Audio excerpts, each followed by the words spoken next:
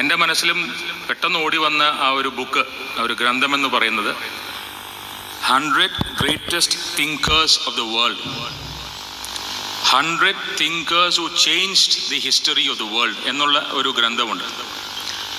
100 ചിന്തകർ ഇന്ന് ലോകത്തിനെ മാറ്റിമറിക്കുന്ന 100 പേരിൽ പ്രഥമൻ മുഹമ്മദ് നബിയാണ്.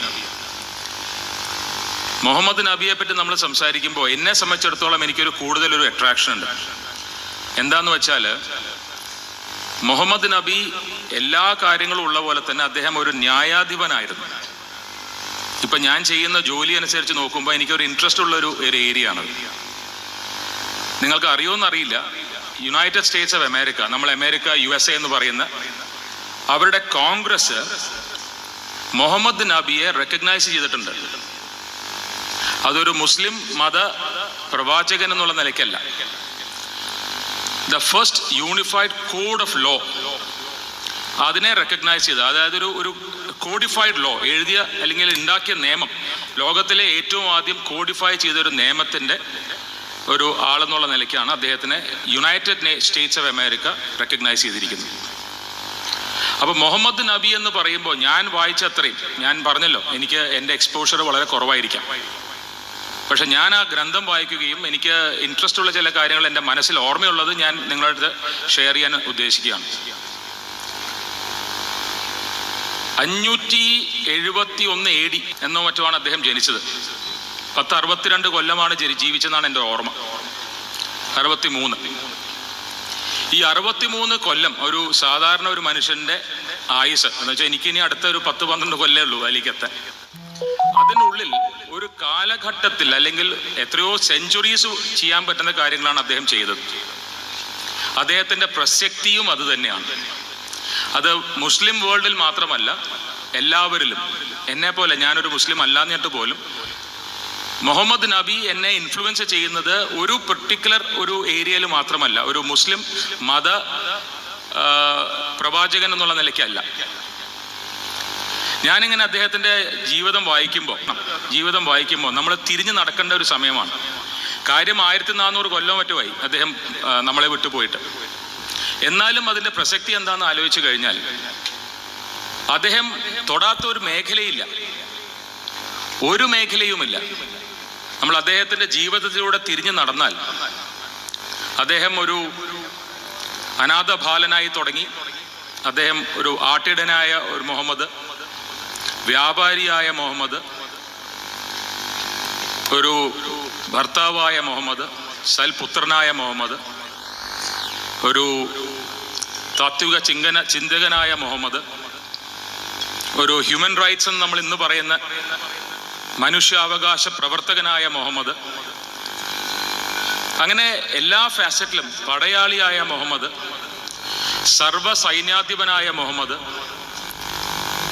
അവസാനം ഒരു ഭരണാധികാരിയായ മുഹമ്മദ്, സർവോപരി ഒരു മനുഷ്യനായ മുഹമ്മദ്. ഇദ്ദേഹത്തിൻ്റെ ജീവിതം നോക്കുകയാണെങ്കിൽ നമ്മൾ ഗ്രീക്ക് അല്ലെങ്കിൽ റോമൻ ഹിസ്റ്ററിയിൽ പറഞ്ഞ പോലെ അല്ല അദ്ദേഹത്തിൻ്റെ ജീവിതം. നമുക്കറിയാം, ഗ്രീക്ക് അല്ലെങ്കിൽ റോമൻ കിങ്ഡംസും എല്ലാം നമ്മൾ പറഞ്ഞു കേട്ടിട്ടുണ്ടാവും, നമ്മൾ ഹിസ്റ്ററിയിൽ പഠിച്ചിട്ടുണ്ടാവും. പക്ഷെ മുഹമ്മദ് നബിയെ നോക്കുകയാണെങ്കിൽ അദ്ദേഹം ഒരു വെറും സാധാരണ മനുഷ്യനായി ജനിച്ച്, ഒരു അനാഥ ബാലനായി ജനിച്ച്, അറേബ്യയുടെ ഭരണാധികാരിയായ മനുഷ്യനാണ്. അത് തന്നെയാണ് പ്രസക്തി. അദ്ദേഹത്തിൻ്റെ ടീച്ചിങ്സിലൂടെ പോകുന്ന സമയത്ത് നമ്മളൊരു കാര്യം വളരെ വ്യക്തമായിട്ട് മനസ്സിലാക്കാം. വളരെ എളുപ്പത്തിൽ തന്നെ അദ്ദേഹത്തിനെ പറ്റി വായിച്ചാൽ, നമ്മൾ എന്താണോ ജീവിതത്തിൽ നന്മ, നല്ലത്, പുണ്യമെന്ന് പറയുന്നത് എല്ലാം തന്നെ നമുക്ക് അദ്ദേഹത്തിൽ കാണാൻ സാധിക്കും. അദ്ദേഹത്തിൻ്റെ ഏറ്റവും എന്നെ ആകർഷിച്ച ചില ചെറിയ ചെറിയ കാര്യങ്ങൾ, അദ്ദേഹത്തിൻ്റെ ടീച്ചിങ്സിൽ എന്നെ ആകർഷിച്ചത്, ഒരു മകൻ എന്നുള്ള നിലയ്ക്ക് അദ്ദേഹം പറഞ്ഞ അമ്മയുടെ കാൽ ചുവട്ടിലാണ് സ്വർഗം, അച്ഛൻ്റെ വേർപ്പാണ് ഒരു കുടുംബത്തിൻ്റെ ആധാരം. ഒരു ഭർത്താവ് എന്നുള്ള നിലയ്ക്ക് അദ്ദേഹം പറയുന്നത്, ഭാര്യയെ ഒരു നോട്ടം കൊണ്ട് പോലും നമ്മൾ വിഷമിപ്പിക്കാൻ പാടില്ല, ഭർത്താവിനെ ശപിക്കാൻ പാടില്ല, സ്ത്രീകളെ ഏറ്റവും അധികം ബഹുമാനിക്കണം. പുരുഷന് മൊഴി ചൊല്ലാനുള്ള അതേ റൈറ്റ് അദ്ദേഹം സ്ത്രീകൾക്കും കൊടുത്തിരുന്നു. ആ സ്ത്രീക്ക് അവരുടെ കുടുംബജീവിതത്തിൽ തൃപ്തിയില്ലാതെ വരുന്നൊരു കാലത്ത് വളരെയധികം ഒരു ജെൻഡർ ജസ്റ്റിസ് എന്ന് നമ്മൾ ഇംഗ്ലീഷിൽ പറയുന്ന അത് ആ കാലഘട്ടത്തിൽ അദ്ദേഹത്തിന് ചെയ്യാൻ സാധിച്ചു എന്നുള്ളത് വളരെ വലിയൊരു കാര്യമാണ്. അതുപോലെ നമ്മളിപ്പോൾ റേസിസം എന്ന് പറയുന്ന, അതായത് കളർ വെച്ച് പറയുന്നത് നോക്കുമ്പോൾ വെള്ളക്കാരനായ ഒരു സൽമാൻ ഫാരിസും കറുത്തവനായ ബിലാൽ അവരെ ഒരുമിച്ചാണ് നിർത്തി അന്ന് തന്നെ ഈ കളറിന്റെ റേസിസം ഇല്ലാതെ അദ്ദേഹത്തിന് സാധിച്ചു എന്നുള്ളതാണ് ഏറ്റവും വലിയൊരു കാര്യം. അതുപോലെ തന്നെ ഒരു സൈന്യമില്ലാതെ, ഒരു അംഗരക്ഷകനില്ലാതെ, ഒരു സ്ഥായിയായ ഒരു വരുമാനമില്ലാതെ അദ്ദേഹത്തിന് ഒരു വലിയ ഒരു കിങ്ഡം എന്ന് പറയാൻ പറ്റില്ല, ഒരു ഭരണം അദ്ദേഹത്തിന് കെട്ടിപ്പടുക്കാൻ പറ്റിയെന്നും അത് തുടർന്നു പോകാൻ സാധിച്ചു എന്നുള്ളതാണ് വലിയൊരു കാര്യം. എനിക്ക് ഓർമ്മയുണ്ട് ഒരു കഥ. മുഹമ്മദ് നബിയോട് ഏതോ ഒരു അനുയായി വന്നിട്ട് മരിച്ചത് നമ്മുടെ മതത്തിൽപ്പെട്ട കുട്ടികളല്ല എന്ന് പറയുമ്പോൾ അദ്ദേഹം ശകാരിക്കുന്നതായിട്ടൊരു കഥ ഞാൻ കേട്ടിട്ടുണ്ട്. കുട്ടികൾക്ക് എന്ത് മതം, കുട്ടികളല്ലേ എന്ന് പറഞ്ഞ് ശകാരിക്കുന്നത് ഞാൻ കേട്ടിട്ടുണ്ട്. അതുപോലെ ജനങ്ങളൊരു ശവമഞ്ചം കൊണ്ടുപോകുമ്പോൾ ഇദ്ദേഹം എണീറ്റ് നിന്നു. അപ്പോൾ ആരോ പറഞ്ഞു ഇത് മുസ്ലിം അല്ലല്ലോ. അപ്പം അദ്ദേഹം പറഞ്ഞു അത് മുസ്ലിം അല്ല, പക്ഷെ അത് മനുഷ്യനാണ്. അപ്പം നമ്മളിപ്പോൾ ഈ വർഗീയതയെ പറ്റിയൊക്കെ നമ്മളിപ്പോൾ പറയുന്ന ഒരു സമയങ്ങളിൽ ഇത് വളരെ വളരെ പ്രസക്തമാണ്. അതുപോലെ കല്യാണങ്ങളെ പറ്റി ഇതെന്നെ വളരെയധികം ആകർഷിച്ചൊരു കാര്യമാണ്. ഇന്നിപ്പോൾ നമ്മൾ ഏത് കല്യാണത്തിന് പോയാലും നമ്മൾ വളരെ വലിയൊരു ആർഭാടം കാണുന്നുണ്ട്. അപ്പോൾ മുഹമ്മദ് നബിയുടെ വലിയ ടീച്ചിങ്സിലെ വളരെ ഇമ്പോർട്ടൻറ്റ് ടീച്ചിങ് എന്ന് പറയുന്നത് ഏറ്റവും ചെറിയ കല്യാണമാണ് ഏറ്റവും മഹത്തായ, ഏറ്റവും ലളിതമായ കല്യാണം.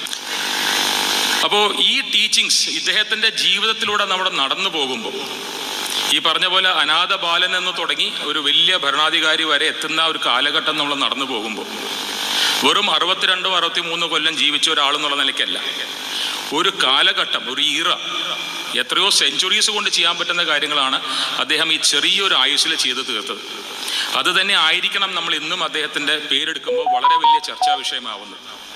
ഒരു perfect person, perfect human being, ഒരു എന്താ പറയുക, ഒരു ഹ്യൂമൻ ബീയിങ്ങിനെക്കാളും കൂടുതൽ ഒരു പ്രസ്ഥാനം, ഒരു അത്ഭുതകരമായ ഒരു പ്രസ്ഥാനം എന്ന് വിചാരിക്കാൻ എനിക്ക് തോന്നുന്നത് ഇത്രയും കാലം കഴിഞ്ഞും അദ്ദേഹത്തിൻ്റെ പ്രസക്തി.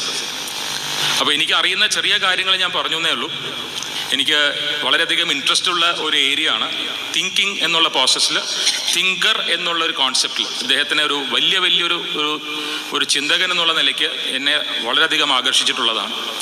നമ്മൾ അറിയാതെ തന്നെ പലപ്പോഴും ഞാനൊക്കെ ജഡ്ജ്മെൻറ്റ്സ് എഴുതുമ്പോഴോ ഒരു കേസ് കേൾക്കുമ്പോഴോ അറിയാതെ തന്നെ ഇതുപോലെയുള്ള പല ചിന്തകരുടെയും ഇൻഫ്ലുവൻസ് നമ്മുടെ കയ്യിൽ വരും, നമ്മുടെ മേത്ത് വരും.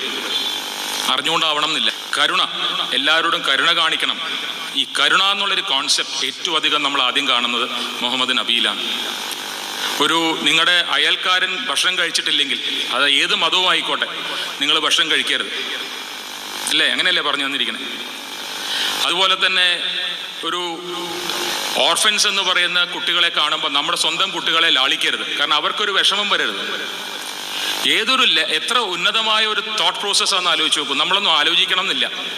നമ്മുടെ കുട്ടികളെ നമ്മൾ ലാളിക്കുകയും വേറൊരു കുട്ടി വിശന്നിരിക്കുമ്പോൾ നമ്മൾ അറിയാതെ നമ്മുടെ കുട്ടികൾക്ക് ഐസ്ക്രീമും അതുമൊക്കെ വാങ്ങിച്ചു കൊടുക്കുമ്പോൾ ആ കുട്ടിക്ക് എത്ര വിഷമമുണ്ടെന്ന് നമ്മൾ അറിയുന്നത് പോലുമില്ല.